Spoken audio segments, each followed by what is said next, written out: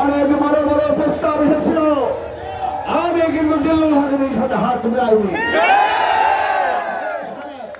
ফরিদপুরে আমাকে ধরার জন্য রেড হয়েছিল, যদি আমাকে ধরতে পারতো আমাকে কোচফার করে মেরে দেওয়া হতো। আমি লীগের সাথে হাত মিলাই নাই।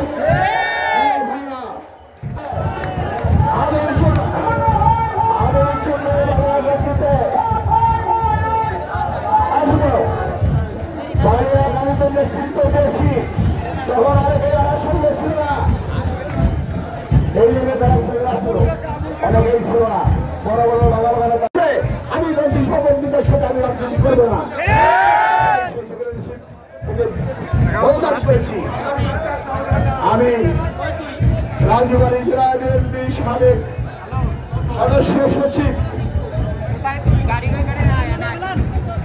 এবং ঢোল বাজানোর বন্ধুগান আবু হোসেন কলেজের প্রিন্সিপাল সাবেক, তাকে মঞ্চে আসার জন্য অনুরোধ করছি। আমি রাজবাড়ী জেলা বিএনপি যুগ্ম আকমাল হোসেনকে মঞ্চে আসার জন্য বলছি। আমি বলতে চাই এখানে অনেক বড় নেতা আমাদের মাঝে আছেন। আমাদের ঢাকা চেয়ারম্যান আব্দুল হক মন্ডল, আমাদের চেয়ারম্যান রবিকুল ইসলাম বাচ্চু সাবেক চেয়ারম্যান এবং আমাদের গান্ধীর রাজনীতি, বিএনপির রাজনীতি আমরা তারা যেভাবে করবো, যেভাবে চালাবো সেভাবে চলতে হবে। আপনারা থাকতে পারবেন না।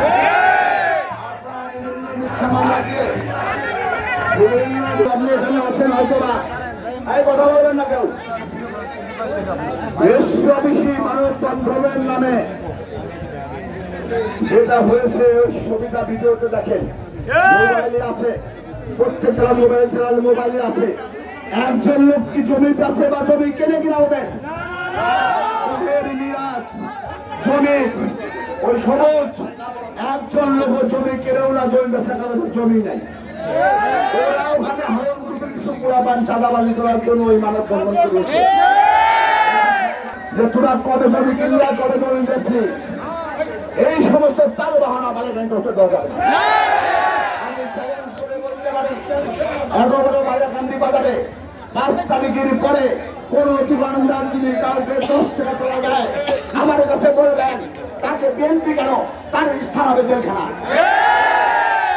সারা জীবন ন্যায়ের কত কথা বলছি, আমি অন্যায়ের বিরুদ্ধে চলছি। এই বালিয়াকান্দি বাজারের আমি সভাপতি ছিলাম 5-4 বছর।